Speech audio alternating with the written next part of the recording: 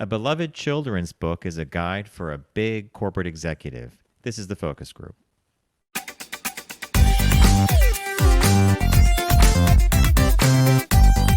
They're all business, except when they're not. It's the Focus Group with Tim Bennett and John Nash.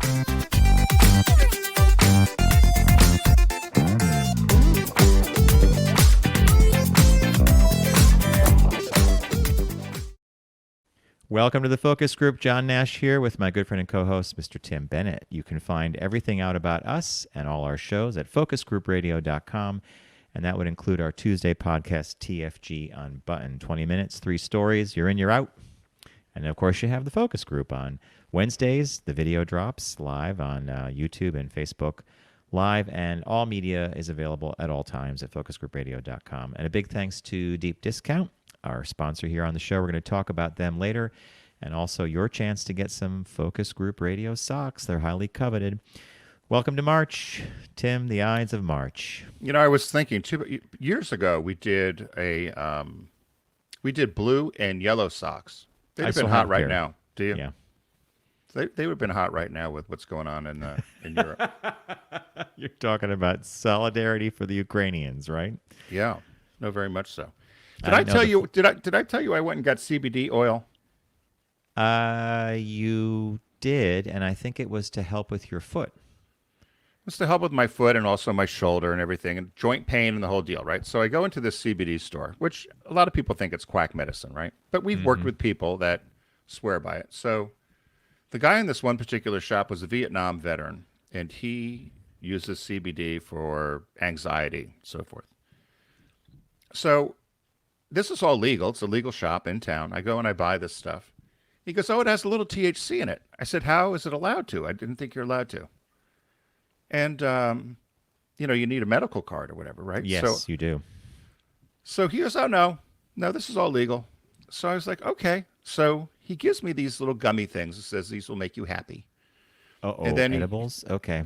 And then he says, I like these. These are my favorite. And then he gives me 2 different oils, one to go to sleep and one with my joint pain. I said, how much should I take? He goes, well, you have to experiment. So you know what happened. So I loaded up. Next thing I knew, I was on the sofa all night. That stuff hit me. I looked, it had like 10 milligrams of THC in it. Tim, is Delaware a state that legally sells? No. Well, they have medical marijuana, but this was just a CBD store. Yeah, this is. I thought that the law was pretty clear that it could not have any THC in it. I did too, and I felt bad. My mom called, and I told her I had taken something for my pain. She's probably listening. But I was out of it. I felt horrible because she was calling to try to fill me in on stuff, and I was about 4 beats behind her. Like she'd say something, and then she'd go on to the next topic, but I'd respond to the topic 2 or 3 ahead. And I kept thinking, like, what is going on? And then I realized it was this. I took the gummy and I took the joint thing, you know, for my pain. Simultaneously. Okay. Woo! But I don't know. It's so funny. Bob and I, over the weekend, we were in Great Barrington. We went to a dispensary up there, and Bob wanted to get CBD cream because he has some arthritis in his foot and some neuropathy. And he tried a new variety, but he knows enough to ask the woman at the counter. He said, now, I know it's more effective with THC, and she explained why. The THC helps deliver the CBD to the spots that's needed, and he does get relief from the cream on his foot, especially for the pain, the arthritis. How long does it last? A couple hours. He'll get like 2 or 3 hours of relief out of it.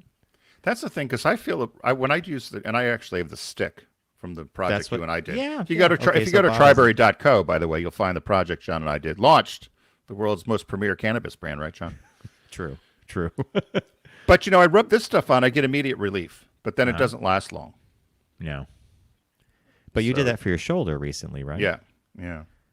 I think that really works effectively on muscle stuff. And the woman at the dispensary was interesting. She talked a bit about how what you took, the tincture or the oil, is far more effective for things like neuropathy and some internal stuff because it just works differently than the topical, you know. Right. Yeah, well, that's what I did. I got the tincture. And then I did one to go to sleep with, which I've been having some crazy dreams. So I'll come up with some great ideas this summer for us.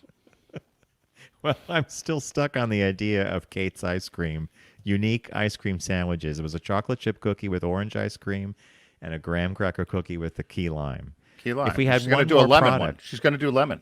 there you go. That's our 3. We need She 3 just sent me- magic cookies, And what are we going to put on lemon? Maybe a shortbread. We'll do a shortbread. like a Lorna Doone. Yeah. I'm thinking if we could manufacture these ice cream sandwiches, it could be a thing. You know, boutique. It would, yeah, Ice it would cream have to be sandwiches. her recipes, her Yes. flavors. And I know she doesn't want any involvement, but she'll give us the recipe. But hell, maybe we'll use her name too, right? Kate's. Kate's. Cookies with K. Kate's Cookies. Kate's cookies. Kate's Kate's ice cream. Cookies. Ice cream. KREAM sandwiches. And then you and I will be on one of those push carts with a bicycle, like they have on Coney Island, selling. Get your ice cream sandwiches here. We could dress up like we were back at Boardwalk Empire days with a little Right. striped hat and a little white apron with a little clean ice cream trolley. Get your sandwiches. Fun for Sissy and Junior, right here at Funland. Yeah, that was up for that was in Maine, right? What was Brewer, the name Maine. Come to the Brewer. Brewer County Fair. Fun for Sissy and Junior. Brewer County, Brewer, Maine. Okay. When we did that road trip up to Maine and we toured the LL Bean boat and tote facility, Bob still remembers because every time we were in the car, you would do that exact imitation, and we still laugh. It just makes us laugh all the Well, time. just as a little kid, it stuck out because every summer when we'd drive up to see my grandparents, it was nonstop the fair, and it's like your county fair up in upstate New York. Kind of fair. There was nonstop radio ads for the Brewer County Fair, fun for Sissy and Junior. Brewer County, It was- Brewer County, Maine. Brewer County Fair, Brewer County, Brewer, Maine. Where else? In Portland? I mean, if you had the wrong town, you were certainly not hearing those advertisements. Well, we heard you got to say it in threes. So Always, yeah. Yeah, And that's why we needed a third ice cream for our new project. So we've got lemon, key lime, and orange. It's citrus. So we'll do a whole citrus line of ice cream sandwiches.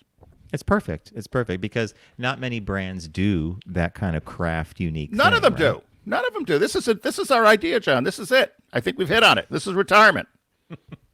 Finally. You missed Facebook. You missed LinkedIn. Well, I can think of worse. I can think of a couple days I might not want to be selling the ice cream sandwiches. Okay, it's August 15th and it's 95 degrees down at the shore with a slight breeze. You're in your little 1910 ice cream hat and apron, sweating gumballs. These things leave the freezer. They melt right away, right?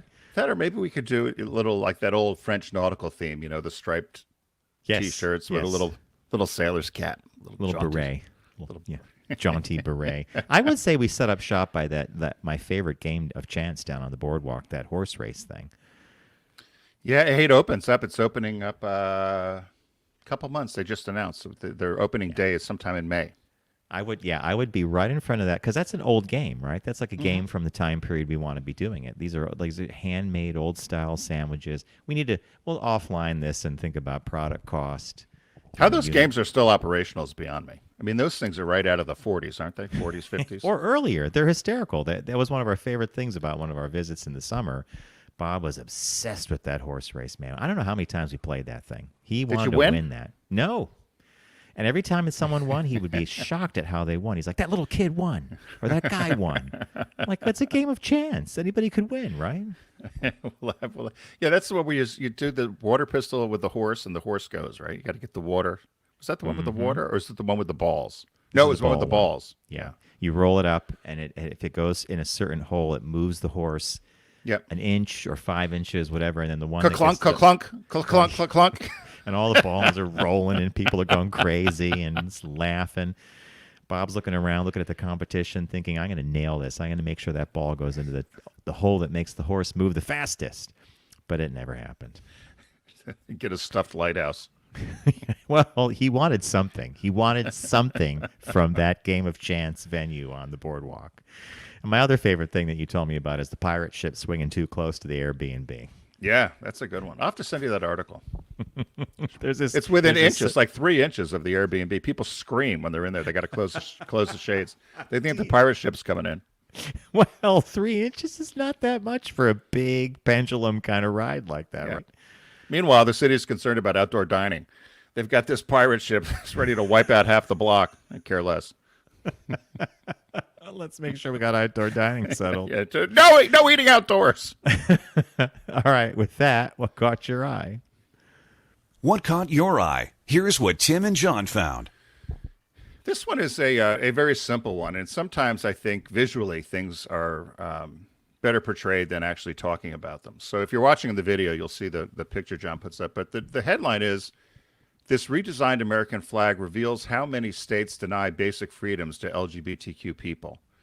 So what the HRC did is they took a flag, and an American flag with the 50 stars, and they removed 29 stars, which represent the states that don't offer protections or comprehensive protection for LGBTQ people. And so you can see what the flag looks like, which I thought was a pretty arresting image, and I'm surprised nobody's thought of it sooner. And I don't know what you thought about the visual of the flag, John. I think this is brilliant. Yeah. And I did read this article, and I'm glad you picked it as a caught your eye, because the only question you would ever ask in looking at that image, if it were flying on a flagpole or hanging in front of someone's house, is what happened to the rest of the stars that represent the states, right? Right, and you just say, well, these are the only states that recognize I exist. So it's, and they said this, so right now the Equality Act passed the House, and it's waiting to go through the Senate. It was passed a year ago, actually. And they have done research. There was a public research poll that was just done where they said 82% of Americans support laws that protect LGBTQ people from discrimination. And but the states that are missing on here, they don't offer basic freedoms for obtaining housing, employment, healthcare, education, or public accommodation. So the HRC worked with WPP agencies and created this flag. It's called the Reality Flag. They've also shot some PSAs with Emmy Award-winning director Joey Soloway. And so they're doing this campaign to try to get Congress to pass the Equality Act. They have a number of companies that have signed on, including the U.S. Chamber of Commerce, which is obviously a government entity, but 160 of the 500 Fortune 500 companies have signed on as well to support the Equality Act. Coca-Cola, General Electric, Home Depot, Kraft, Heinz, Levi Strauss, and Target. So it's there you go. And it's simple, as you said. It's a simple, clean message. Yeah. What happened to all the other stars? Oh, those are the states that don't offer any equality benefits to LGBTQ citizens.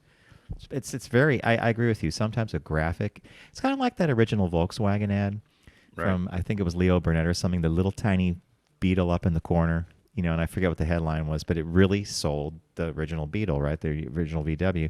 This is the same thing. If you question it and it's a visual that jars you, it's a good outcome. Yeah, and elicits conversation. So what caught my eye. I wonder if you saw. You might have seen this. It was reported in a number of publications in the mainstream press. But basically, it's this. Thanks to an accident on the operating table, the first ever recording of the moment someone dies reveals how our lives really do flash before us. That's the headline. I'm going to backtrack that a bit and say it could say that. I don't want to run it in anybody's parade, but so scientists accidentally captured our most complex organ, the brain, as it shuts down. A patient was being treated for epilepsy, and he was hooked up to an electroencephalogram. So the recording is brain waves. The 87-year-old man's brain activity was being measured while he was having this device put in that was supposed to help him with his epilepsy.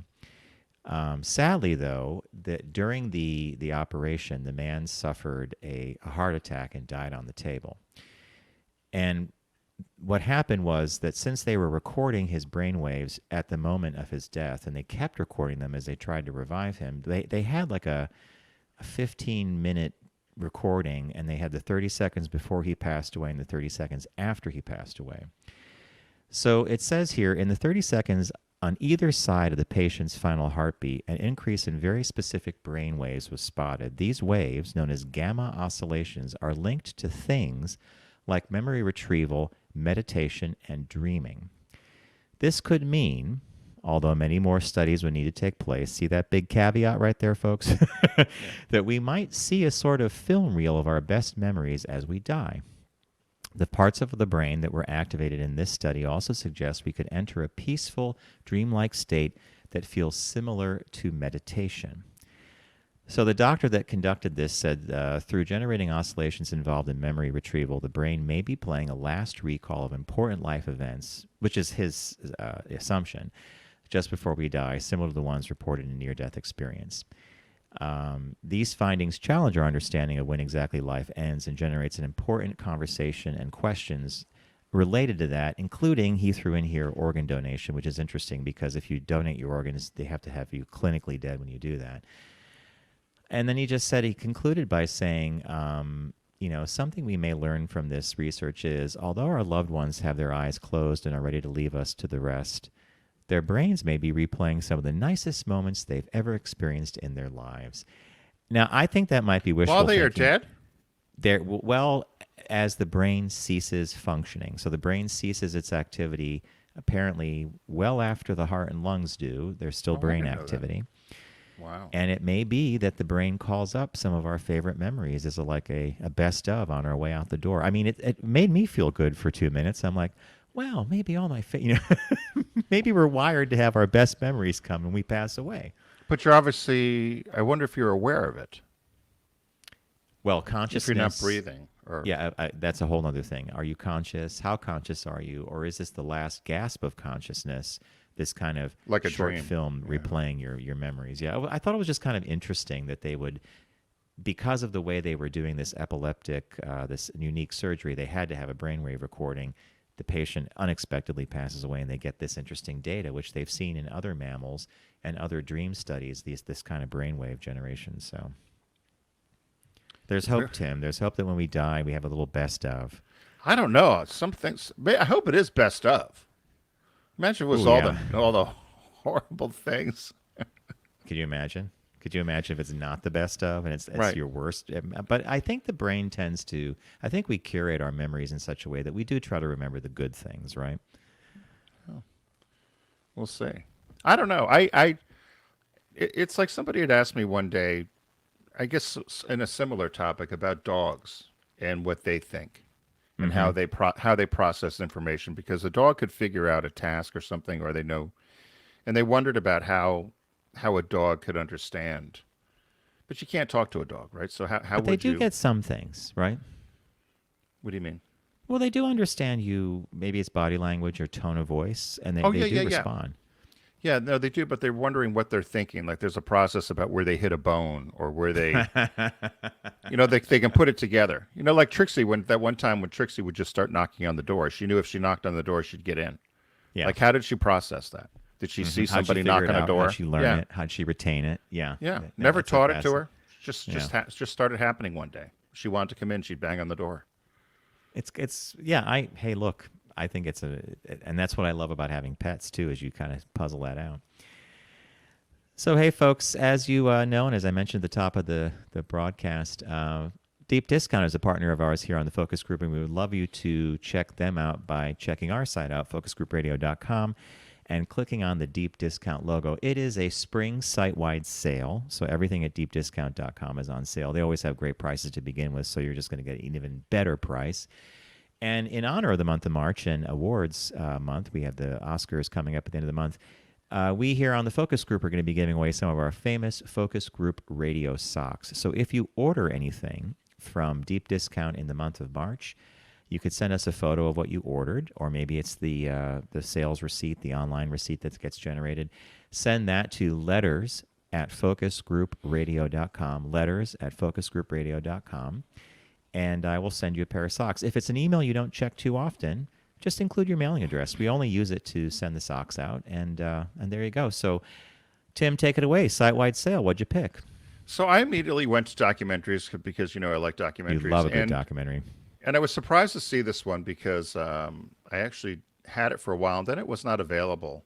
And Deep Discount has it now. It's called That Summer, which stars Andy Warhol and Little Edie of Edie Bouvier Beale. And if you're a fan of Grey Gardens, this was actually done 3 years before the documentary by the Maisels. This was done by photographer Peter Beard. And it kind of gives you a little bit of the basis as to why Grey Gardens came about and how it came about. And the interesting thing for me in it is little Edie is far more rambunctious, I guess, and I think she's a bit more less guarded in what she says. But it's about she and her mother, of course, and then Andy Warhol's there, Mick Jagger, Truman Capote, Jackie O shows up with the kids, Caroline and John, and the sister Lee Radziwill. So, but it goes out to the estate, and she talks about Jackie O's there to try to get the house fixed up or whatever. And as many people know, the documentary came about Grey Gardens because Lee wanted a story done about she and Jackie, and they're like, story's here with Big and Little Edie. So, And Tim, that's actually how that summer came about. This was test footage. They went out to just kind of interview them as part of this Lee Radziwill documentary, right? Yep. Yeah. She wanted a story on her life, Lee's life. And after they went and met Big and Little Edie, they're like, this is comedy gold. Yeah, But, if you're a Grey Gardens fan, and the second Grey Gardens movie, which was actually extra footage that the Maisel brothers had, this is really a bookend that you have to have.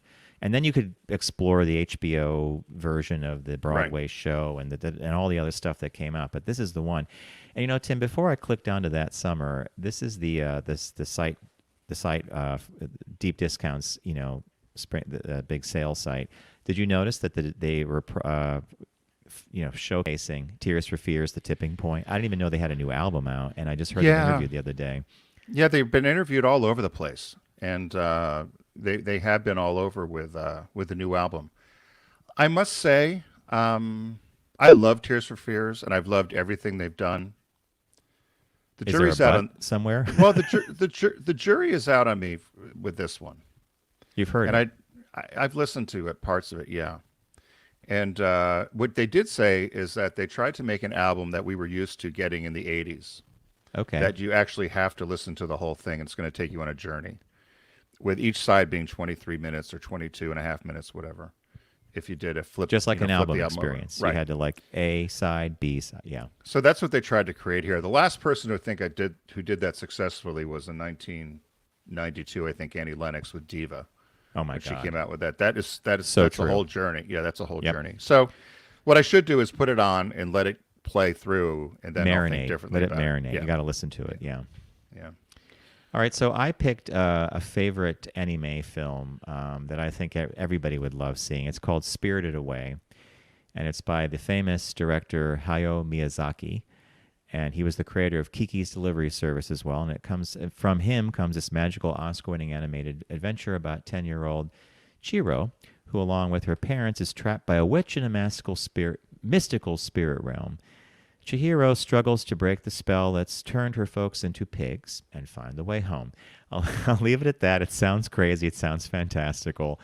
But I love this movie, and anime is a little different than our animation. We're very used to 3D now. This is the hand-drawn variety. There's some beautiful backgrounds.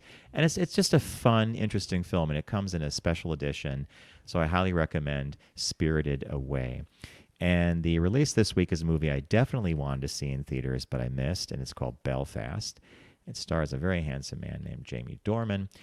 And it was 1969, and in his mixed working-class Ireland neighborhood, young Buddy, who's played by Jude Hill, at least knew no shortage of indulgent affection from his mom and grandparents, played by Judi Dench and Ciarán Hinds. However, the rising of the Troubles looked to splinter life in this community and push his oft-absent dad, Jamie Dornan, into taking a stand. If you've seen trailers for this movie, it's shot in black and white. It has a very clean look to it, almost to the point where we were commenting on it. He's like, Belfast, that's Ireland, that's, the time of the IRA, whatever. I just think it's going to be an interesting film, and I'm dying to get it. It's available for $19.99 on Blu-ray from Deep Discount. Cool. So as John mentioned, if you do purchase anything, we're going to get you a pair of Focus Group Radio stocks, right, Mr. Nash? Mm-hmm. You bet. So how do you do that?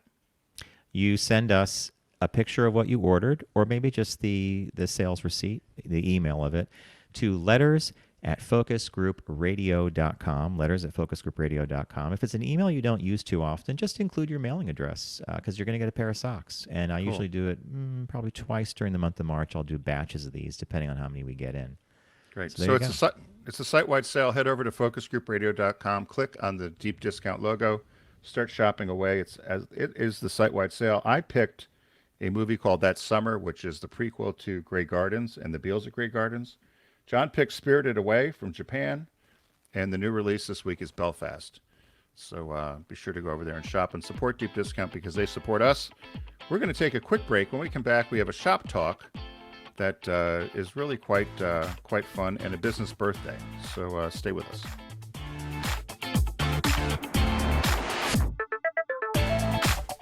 You're listening to The Focus Group with Tim and John. Learn more at focusgroupradio.com.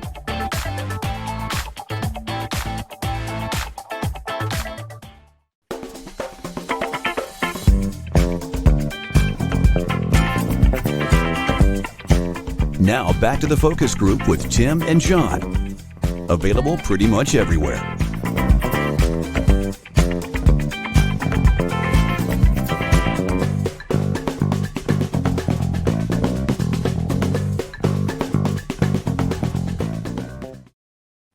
Welcome back to the Focus Group. FocusGroupRadio.com is all I need to know about us and the show, including TFG Unbuttoned, our Tuesday podcast. So here we are on the second half of the show. We got a business birthday and a fun shop talk coming up for you.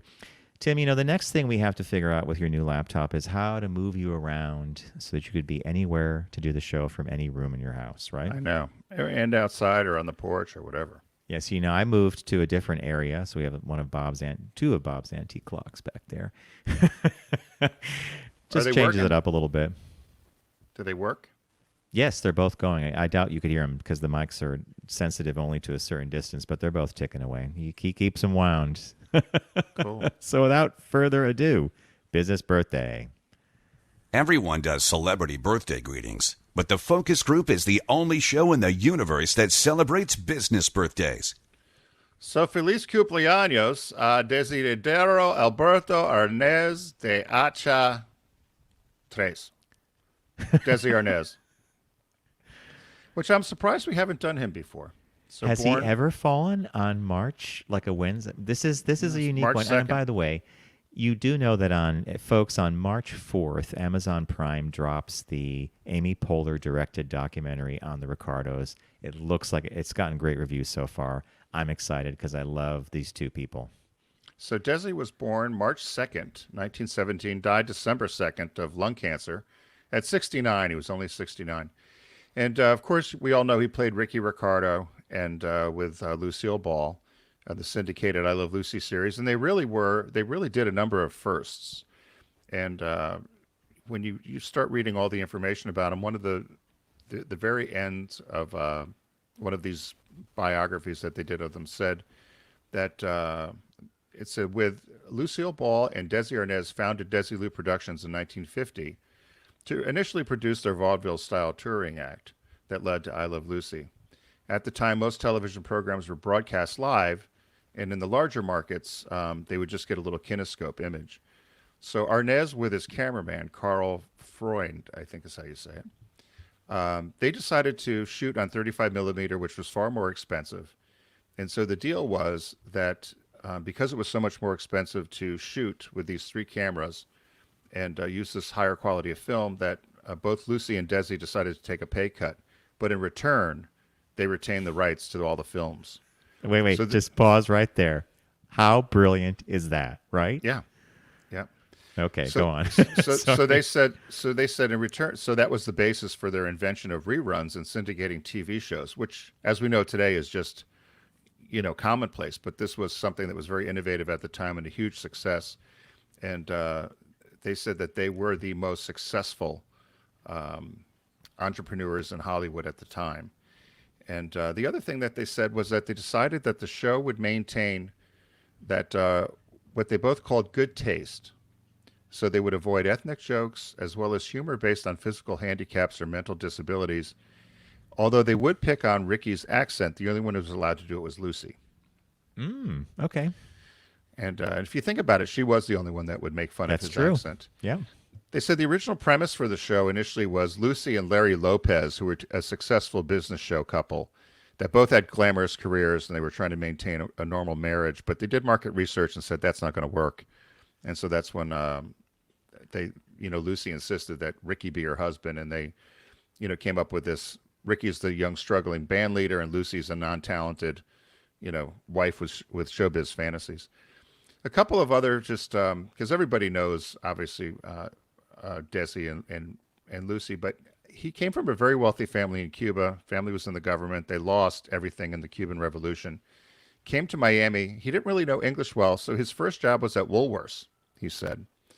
And from there, he went into show business. But he went and got a job at Woolworths, which I thought was pretty cool. Tim, did you happen to read that? It might have been in his bio, and I also heard this on the that TCM podcast about the Ricardos, that he actually slept in the warehouse in his first job. His bedroom was basically the storeroom or something here in the U.S. I didn't read that part, but I would imagine, they lost everything when they came here. So they were a wealthy family struggle in Cuba. Right. Yeah. Right. And he was very patriotic, loved America, served in the U.S. Army, said there was no place in the world where somebody like him could come to the U.S. and do what he did, and was ever grateful for the country. He and Lucy remained good friends right up to his death. He said that Lucy called him 2 days before he died, and they both said, "I love you," and then he had passed away. But there's pictures of them. They said after he died of him and Lucy playing with their grandchildren. They both remarried, but they still maintained a friendship and respect for one another.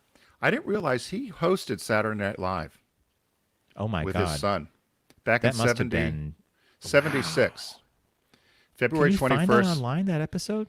I was wondering about it. It said he was the host of Saturday Night Live with his son Desi Jr. and appeared, and they did lots of spoofs of I Love Lucy and the Untouchables. And then they did, and then of course he did Babalu. They sang Babalu and for the band, and then Cuban Pete, which I love that song. And for those who aren't aware, The Untouchables was produced by Desilu Studios, along with Star Trek and Mission Impossible. And Desilu was kind of the brainchild of Desi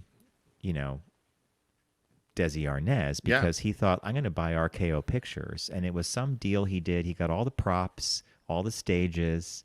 And if you listen to their daughter, Lucille, she talks about going to play amongst, gladiator suits, whatever. But then they made really smart decisions about what to produce. And they were a major powerhouse producer back when TV was going gung-ho.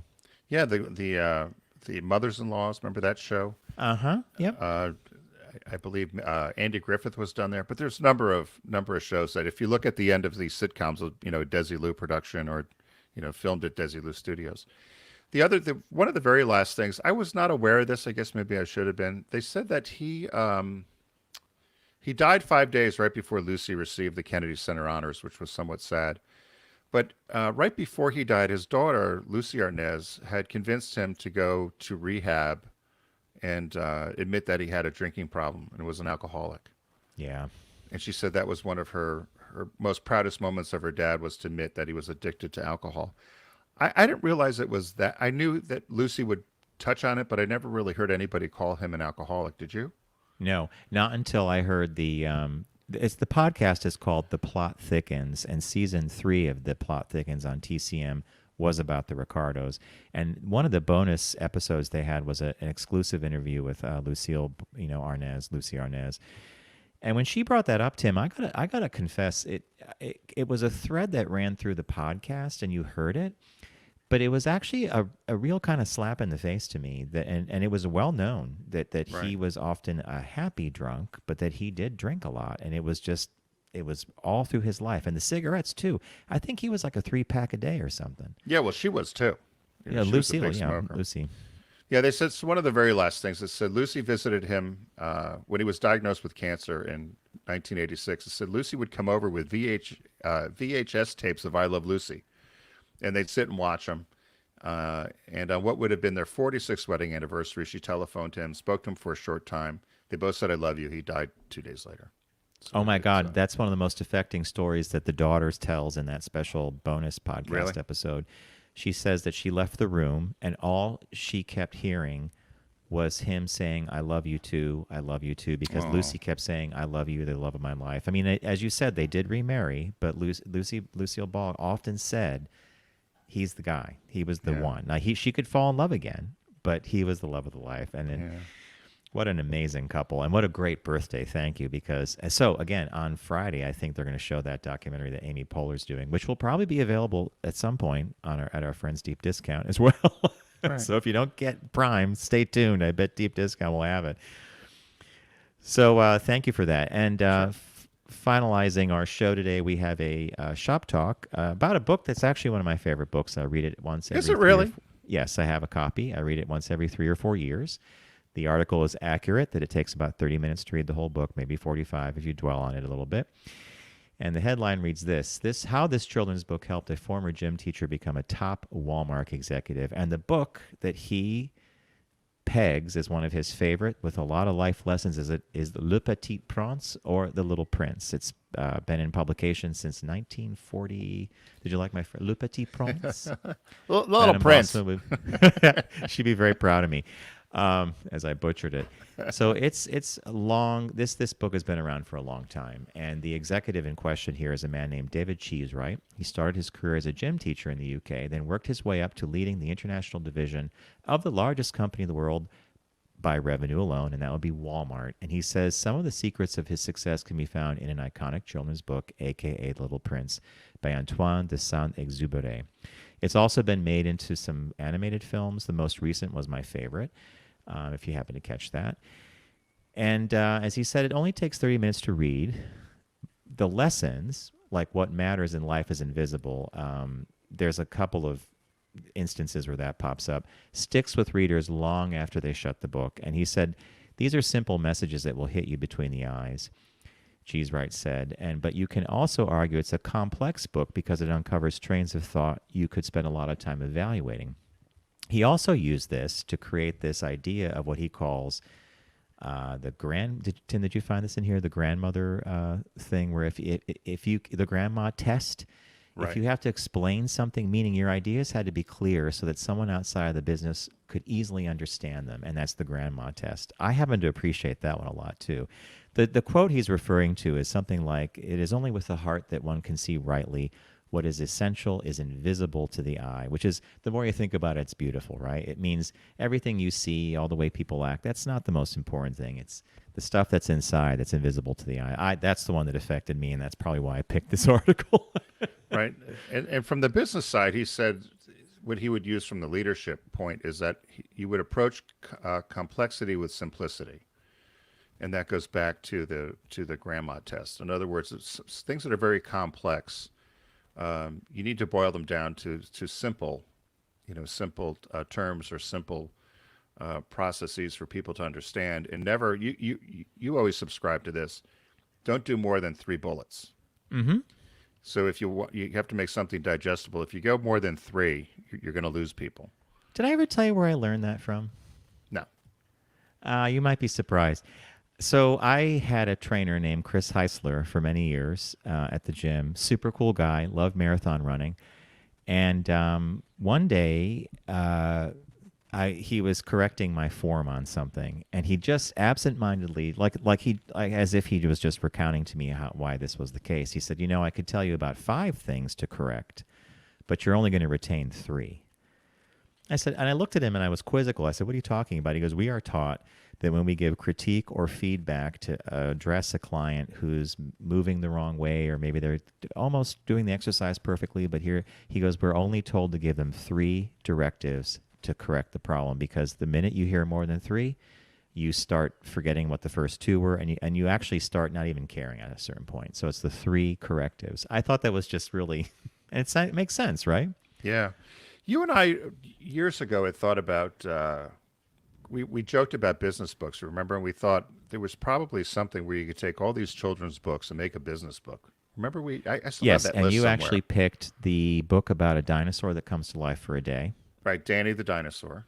And at the end of the Danny day... and the dinosaur, yeah. Yeah, and at the end of the day, he's like, the Danny's like, can you please come home? No, I got to go back to I forget where he went, the museum or something. Museum, yeah. Yeah. And there was another one that you and I loved. I think it was Mike and the Steam Shovel. Yeah. And the steam shovel dug a pit so deep it couldn't get out. But guess what? He was still utilized. He became the furnace for the building, I think, right? Right. Everything's of use. Everything is the little train that could. I think I can, I think I can, I think I can, right? Yeah. The David and Goliath. I mean, it's the whole, children's books, when you think about it, they really are, everybody says they're very difficult to write.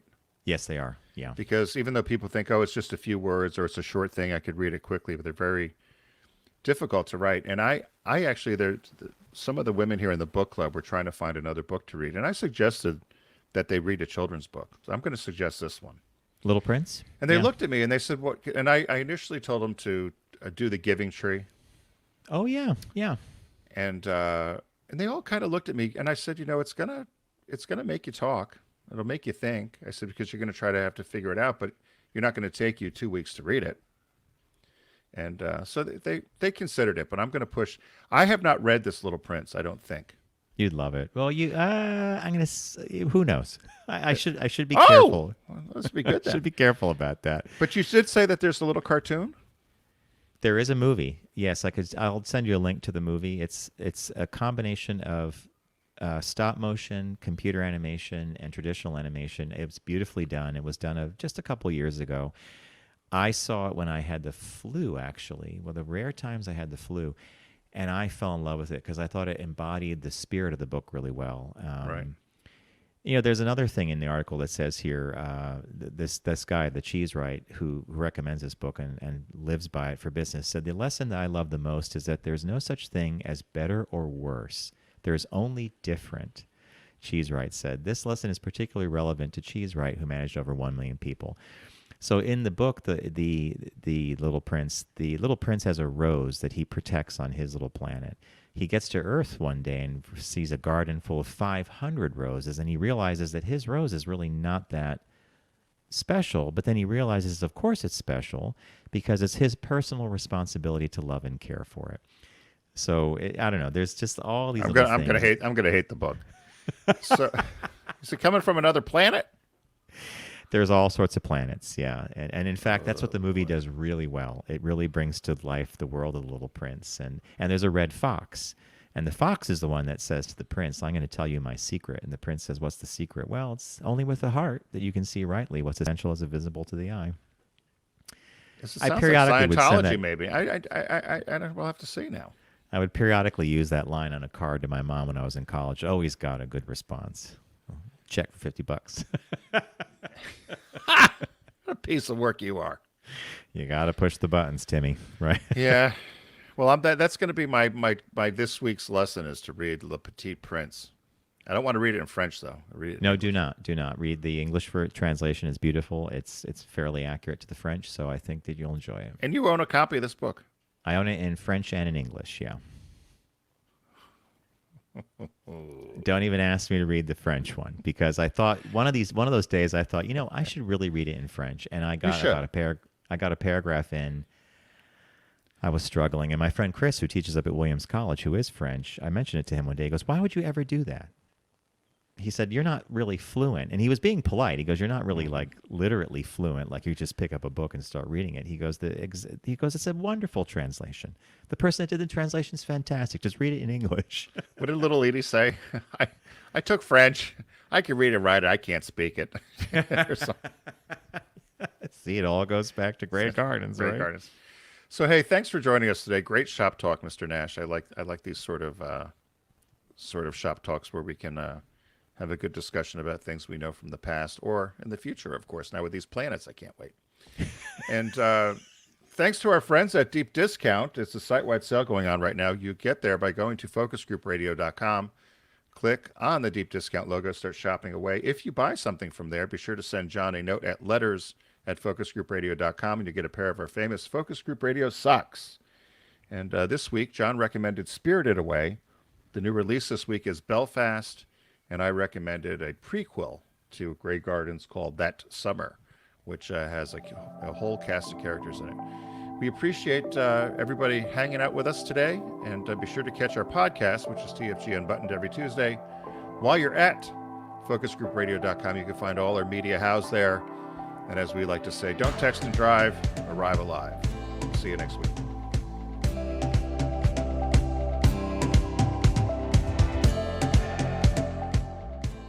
It's The Focus Group with Tim Bennett and John Nash. Accessible on all platforms. Subscribe, like, and rate us on your platform of choice.